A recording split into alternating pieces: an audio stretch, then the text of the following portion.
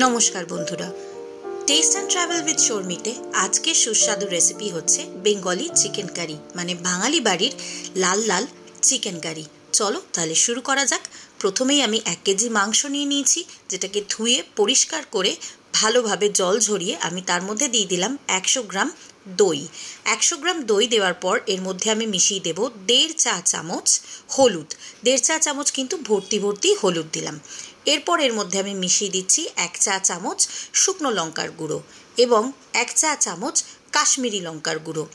এবার তোমরা নিজেদের ঝালের পরিমাণ অনুযায়ী কিন্তু শুকনো লঙ্কার গুঁড়োটা কম বা বেশি করতেই পারো। এরপর এর মধ্যে মিশিয়ে দেব আদা রসুনের পেস্ট। এখানে আদা রসুনের পেস্টটা কিন্তু 1:2 হবে, মানে আদার পেস্ট আমি এখানে ব্যবহার করলাম 1 চা চামচ আর রসুনের পেস্ট দেব 2 চা চামচ ভর্তি ভর্তি। দেখতেই পাচ্ছ আদা রসুনের পেস্টটা আমি এর মধ্যে দিয়ে দিলাম। এবার দেওয়ার পরে আর কোনো কিছুই লাগবে না, ভালোভাবে হাত দিয়ে মশলাটাকে মাংসের গায়ে খুব সুন্দর করে মাখিয়ে নিতে হবে। এই ভালোভাবে মাখানোটা কিন্তু খুব জরুরি, কারণ এতেই কিন্তু মশলাটার টেস্টটা মাংসের ভেতর অবধি পৌঁছে যায়। অনেকে এই সময় নুন ব্যবহার করে, কিন্তু আমি নুনটা দিই না, কারণ নুন দিলে অনেক সময় জল ছেড়ে যায়। তাই আমি ভালো করে মশলাটা মাখিয়ে এইভাবে রেখে দিলাম। এইবার তুমি এটাকে ফ্রিজে 1 থেকে 1.5 ঘন্টার জন্য ম্যারিনেট করবার জন্য রেখে দাও। ম্যারিনেশন হয়ে যাওয়ার পর বার করে তাতে মিশিয়ে দাও কিছুটা সর্ষের তেল। কাঁচা সর্ষের তেল কিন্তু আমি এর মধ্যে দিলাম 2 চা চামচ মতো। দিয়ে আবার একবার ভালো করে মিশিয়ে নেব। নিয়ে আরও 1 ঘন্টা আমি এটা ম্যারিনেট করার জন্য রেখে দেব। এইটাই কিন্তু আমার টোটাল ম্যারিনেশন প্রসেস। এর মধ্যে আর কোনো কিচ্ছু করতে হবে না। তো ভালোভাবে মশলাটা মাখিয়ে আমি আরও 1 ঘন্টা রেখে দিলাম ফ্রিজে। এবার আমি ফ্রিজ থেকে বার করে নিয়ে আরও একবার ভালো করে মশলাগুলো মাখিয়ে মাংসটাকে কিছুক্ষণ এমনি রেখে দেব রুম টেম্পারেচারে। এবার শুরু করব আমার রান্নার প্রসেস। কড়াই সর্ষের তেল গরম করে নিয়ে আমি এখানে বড় বড় 3টে পেঁয়াজ একদম পাতলা স্লাইস করে কেটে ভাজতে দিয়ে দিয়েছি। যেহেতু আমি এক হাতে ভিডিওটা করছি, তাই আলাদাভাবে সব কিছু দেখানো সম্ভব হয়নি, তাই আমি পেঁয়াজটা কড়াই দেওয়ার পরেই তোমাদেরকে দেখাচ্ছি। পেঁয়াজটা যাতে তাড়াতাড়ি নরম হয়ে যায় এবং জল বেরিয়ে যায়, সেই জন্য আমি পেঁয়াজের মধ্যে দিয়ে দিলাম 2 চা চামচ নুন দিয়ে পেঁয়াজটাকে আমি ভালো করে সর্ষের তেলের মধ্যে ব্রাউন হওয়া পর্যন্ত ভেজে নেব। তোমাদের যদি এই রেসিপিগুলো ভালো লাগে তাহলে রিকোয়েস্ট করব আমার চ্যানেলটাকে একটা সাবস্ক্রাইব করে আমাকে এগিয়ে যেতে সাহায্য করো। দেখো আমি আস্তে আস্তে কিন্তু পেঁয়াজটাকে ভেজে লালচে করে নিলাম। পেঁয়াজটা যখন মোটামুটি ব্রাউনিং হয়ে যাবে তখন এর মধ্যে আমি দিয়ে দেবো ভেঙে রাখা 4টে কাঁচা লঙ্কা। এই কাঁচা লঙ্কাটা চাইলে কিন্তু তোমরা স্কিপ করতে পারো, তবে কাঁচা লঙ্কা দিলে ভীষণ সুন্দর একটা গন্ধ আসে, সেই জন্য আমি ইউজ করলাম। দেখো আমার কিন্তু পেঁয়াজটা আর একটু ব্রাউনিং হয়েছে।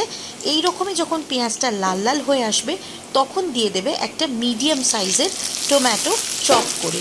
এই মিডিয়াম সাইজের টমেটোটা দিয়েও কিন্তু আমি কিছুক্ষণ নাড়াচাড়া করে পেঁয়াজটাকে একটু ভেজে নেব, টমেটোটাকে সফট হতে দেব। এবার আমি যখন দেখব যে টমেটোটা সফট হয়ে গেছে, সেই মুহূর্তে ম্যারিনেশন করে রাখা মাংসটা এর মধ্যে আমি ঢেলে দিয়ে নাড়াচাড়া করতে শুরু করব।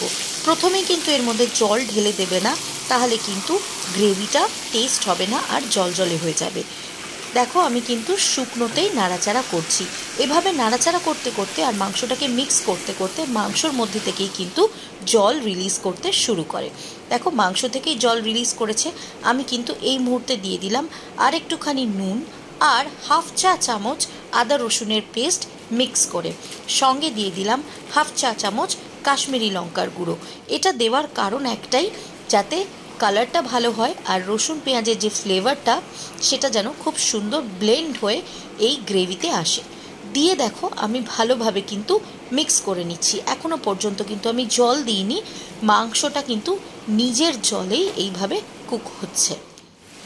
তোমাদের যদি এই রেসিপিটা ভালো লাগে আর এখনও পর্যন্ত যদি চ্যানেলটা দেখছো, তাহলে আমার চ্যানেলটাকে একটা সাবস্ক্রাইব করো, একটা লাইক করো, একটা কমেন্ট করো।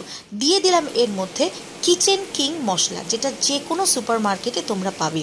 এই কিচেন কিং মশলাটা কিন্তু ভীষণ ভালো একটা স্বাদ এনে দেয় মাংসর মধ্যে।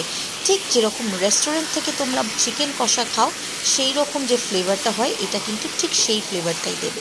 তো কিচেন কিং মশলাটা দেওয়ার পর কিছুক্ষণ নাড়াচাড়া করে মাংসটাকে আমি কষে নিয়ে এর মধ্যে ঢেলে দিলাম পরিমাণ মতো জল। আমি এখানে 600 ml মতো জল দিয়েছি। তোমরা কতটা গ্রেভি রাখবে সেই হিসেবে কিন্তু জলটা ব্যবহার করবে। যদি মনে করো মাখা মাখা করবে তাহলে কিন্তু জলটা আর একটু কম দেবে। আর যেহেতু আমি একটু গ্রেভি রাখবো ভাত দিয়ে খাওয়ার জন্য, তাই আমি এর মধ্যে জলটা 600 ml দিলাম। দেখো, দিয়ে আমি কিছুক্ষণ ঢাকা দিয়ে দিয়েছিলাম।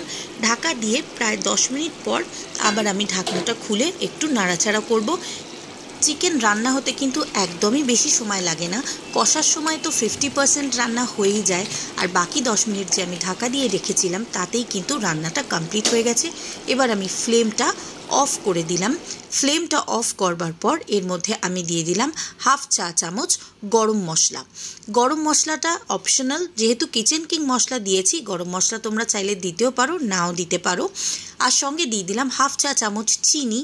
আর লাস্ট যে স্পেশাল জিনিসটা দিলাম সেটা হচ্ছে ঘি। মাংসের মধ্যে অনেকেই ঘি দেয় না, তবে শেষে নামাবার আগে একটু ঘি গরম মশলা কখনো দিয়ে দেখো, সেই গ্রেভিটার একটা দারুণ টেস্ট হয়। তো দেখো, এই টিপস অ্যান্ড ট্রিক্সগুলোও কিন্তু পাওয়ার জন্য আমার channel test and travel with Sharmi অতি অবশ্যই সাবস্ক্রাইব করে নিও। আর হ্যাঁ, তোমাদের ভালোবাসা আমার কাছে পৌঁছে দেওয়ার জন্য একটা কমেন্ট করো, একটু লাইক করো, ব্যাস এটুকুই তো চাই। এটা কিন্তু কমপ্লিটলি ফ্রি, তাই লাইক কমেন্টটা করো। আর ঢাকা দিয়ে দেখো, আমি একটু স্ট্যান্ডিং টাইম দেওয়ার পর এইভাবে মশলাটা থেকে তেল ছেড়েছে, আর গ্রেভিটা দেখতে ঠিক এরকম সুন্দর হয়েছে। আর কি, বেড়ে নাও, বেড়ে গরম গরম ভাত দিয়ে পরিবেশন করো এই বাঙালি চিকেন কারিটা। এতে চাইলে কিন্তু তোমরা অনেক সময় ভেজিসও অ্যাড করতে পারো, শীতের যে সবজি সেগুলো। আমি রেডি করে ফেলেছি আমার লাঞ্চ। আজকের জন্য এটুকুই। সকলে পাশে থেকো, চ্যানেলটাকে সাবস্ক্রাইব করে তোমাদের ভালোবাসা পৌঁছে দিও আমার কাছে। আজকের জন্য এটুকুই, টাটা।